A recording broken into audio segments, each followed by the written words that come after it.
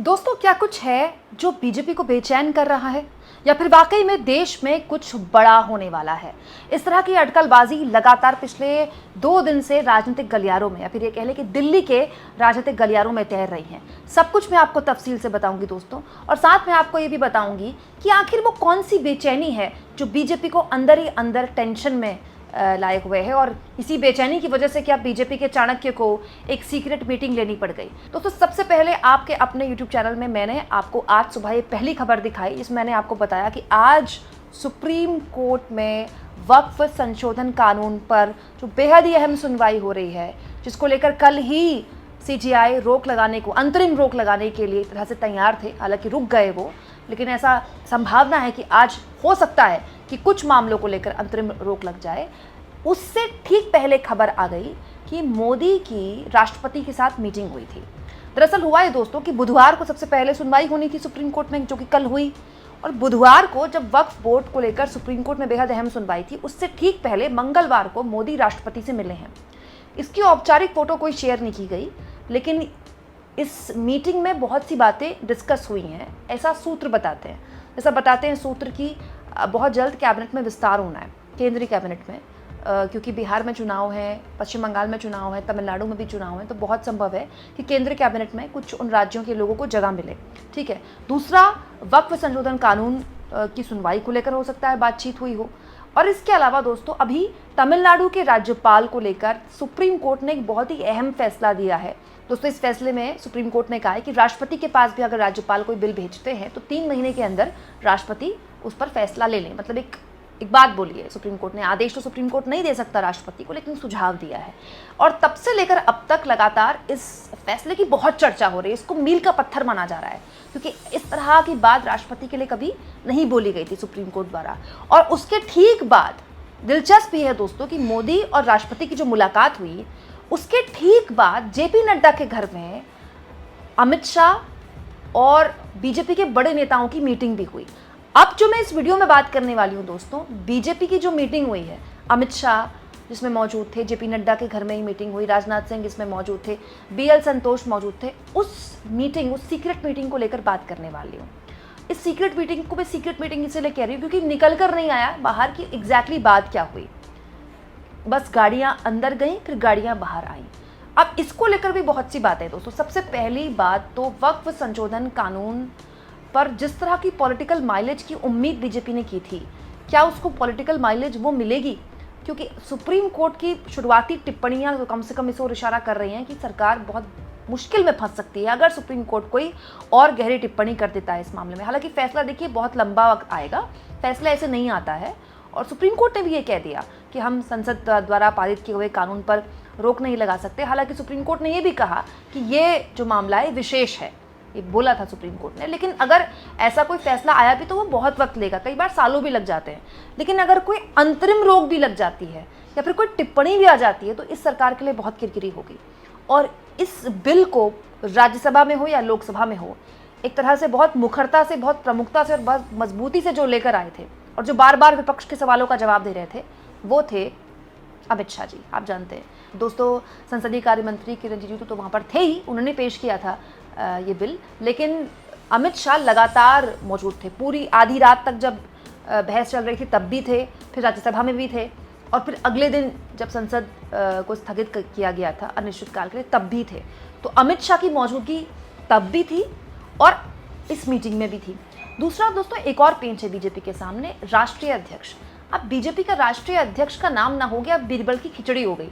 पता नहीं कौन सा मंथन चल रहा है। पहले माना जा रहा था कि मोदी जी नागपुर जाएंगे, आरएसएस मुख्यालय, तो वहां से कोई नाम निकल कर आ जाएगा, लेकिन नागपुर से भी आए बड़े दिन हो गए। पता नहीं ये कौन सा नाम है, कौन सा एक नवरत्न है जो बीजेपी ढूंढ नहीं पा रही है। ये तो तय है दोस्तों कि बीजेपी का राष्ट्रीय अध्यक्ष कौन बनेगा। इसको लेकर संघ और बीजेपी में जबरदस्त तरीके से तकरार है, क्योंकि अगर तकरार ना होती तो तब तक नाम आ जाता ना भाई। कुछ तो ऐसा है कि बीजेपी जो नाम आगे कर रही है, संघ उनको नहीं स्वीकार कर रहा, और जो संघ नाम आगे कर रहा है बीजेपी उनको नहीं स्वीकार कर रही। तो कुछ तो है जिसकी पर्दादारी है, जो बात छुपाई जा रही है। तो बीजेपी का राष्ट्रीय अध्यक्ष बीजेपी को कब मिलेगा, ये अपने आप में एक सवाल है। और उससे भी ज़्यादा सवाल, इंपॉर्टेंट सवाल, जनहित का सवाल जो मैं लगातार पूछ रही हूँ कि देश को एक फुल टाइम स्वास्थ्य मंत्री कब मिलेंगे। भाई जेपी नड्डा के पास एक बहुत इंपॉर्टेंट मंत्रालय है जिसका नाम है हेल्थ मिनिस्टर, स्वास्थ्य मंत्रालय। तो जेपी नड्डा भागे भागे आरएसएस की मीटिंग्स में भी जाते हैं, जेपी नड्डा भागे भागे पार्टी की मीटिंग्स में भी हिस्सा लेते हैं। तो जेपी नड्डा स्वास्थ्य मंत्री बन गए हैं तो उनको कम से कम पार्टी की जिम्मेदारियों से तो अलग कर देना चाहिए ना। देश को एक फुल टाइम स्वास्थ्य मंत्री तो देश डिजर्व करता ही है। तो बीजेपी फैसला ले या ना ले, कम से कम इस हिसाब से ले कि कम से कम वो जेपी नड्डा को फ्री कर दे। दूसरा और सबसे महत्वपूर्ण दोस्तों कि बीजेपी के अंदर भी बहुत कुछ चल रहा है, बीजेपी के आंतरिक पॉलिटिक्स।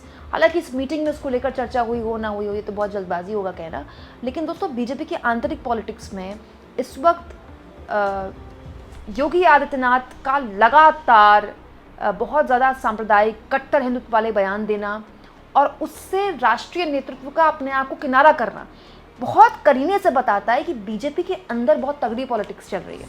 देखिए दोस्तों, योगी की सरकार ने महाकुंभ का आयोजन किया, उसका प्रचार किया, उसका श्रेय लिया, बड़े बड़े पोस्टर्स वहाँ लगे, लेकिन उसकी तारीफ करते हुए मोदी ने संसद में जो बात बोली 14 मिनट, उसमें एक बार भी योगी का नाम नहीं लिया, उनकी सरकार की पीठ नहीं थपथपाई।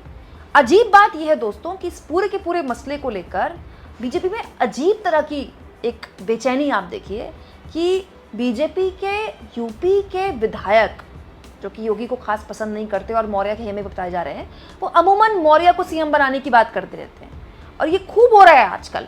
तो बड़ा सवाल यह है दोस्तों कि बीजेपी की आंतरिक पॉलिटिक्स को लेकर इस बैठक में चर्चा हुई या फिर कैबिनेट के विस्तार को लेकर इस बैठक में चर्चा हुई, बीजेपी का नया राष्ट्रीय अध्यक्ष कौन होगा इसको लेकर बैठक में चर्चा हुई, या फिर वक्फ संशोधन कानून के राजनीतिक माइलेज, उसकी पॉलिटिकल माइलेज को लेकर इस बैठक में चर्चा हुई। ये अपने आप में एक सीक्रेट है दोस्तों। यहाँ इस बात पर भी गौर फरमाया जाए कि ये साल मोदी के लिए बहुत महत्वपूर्ण है। सितंबर में मोदी 75 साल के हो जाएंगे और ये मोदी ही हैं जिन्होंने मार्गदर्शक मंडल बनाया था केंद्र में आने के बाद, और उस मार्गदर्शक मंडल में इसी नियम के हिसाब से लालकृष्ण आडवाणी, मुरली मनोहर जोशी को डाला गया कि वो 75 पार हो गए हैं। और मोदी चाहे 75 होने के बाद भी पीएम बने रहे, लेकिन उनकी पार्टी के अंदर तो बहुत से ऐसे लोग हैं ना जो उनसे सवाल इशारों में पूछें या दबी जुबान पूछें कि भाई 75 के पार वाला नियम केवल आप ही के लिए है या बाकियों के लिए भी है। दूसरा दोस्तों, बीजेपी के अंदर ये भी एक पॉलिटिक्स है कि मोदी के बाद कौन, मोदी के बाद कौन वाली पॉलिटिक्स में अमित शाह और योगी आदित्यनाथ के जो टसल की खबरें आती हैं वो भी सब जग जाहिर है। तो एक्चुअली बीजेपी के अंदर बहुत ज़्यादा इस वक्त मंथन चल रहा है। होता क्या है कि जब आप सत्ता में होते हैं और ख़ास तौर पर बीजेपी जैसी पार्टी जो पूरी की पूरी मीडिया पे कब्जा कर चुकी है, किसी की हिम्मत नहीं है मीडिया में कि बीजेपी की आंतरिक पॉलिटिक्स पे कोई खबर बना दे। सब जानते हैं कि बीजेपी के अंदर इस वक्त काफ़ी चर्निंग चल रही है। तो ऐसी चर्निंग पर इस तरह की बैठकें अपने आप में बहुत से राजनीतिक संदेश छुपाए हुए हैं। और दिलचस्प ये भी है दोस्तों कि कई बैठकों की खबरें तो आ जाती हैं, जैसे गाड़ियाँ निकली नड्डा के घर, फिर गाड़ियाँ गई तो वो तो तस्वीरें कैप्चर हो गई, लेकिन ऐसी कई बैठकें होती हैं जिनकी खबरें आती भी नहीं हैं। उन बैठकों में भी बहुत सी बातें होती हैं, बहुत सी रणनीतियाँ बनाई जाती हैं। लेकिन दोस्तों, इस सीक्रेट मीटिंग से एक बात तो पता चल गई कि न जाने ये बीजेपी की मजबूती है या मजबूरी है, बेचैनी है या फिर उसकी रणनीति है, लेकिन कुछ तो है जिसको लेकर ऐसे अंदेशे लगाए जा रहे हैं कि कुछ हो सकता है कि कुछ बड़ा हो जाए। आखिर अब क्या बड़ा करेगी मोदी सरकार? आपको क्या लगता है दोस्तों? कमेंट बॉक्स में ज़रूर लिखें और जितना हो सके चैनल को शेयर करें, सब्सक्राइब करें और थैंक्स और ज्वाइन के ऑप्शन से दोस्तों अगर आप चाहें तो कुछ आर्थिक मदद भी चैनल की ज़रूर करें।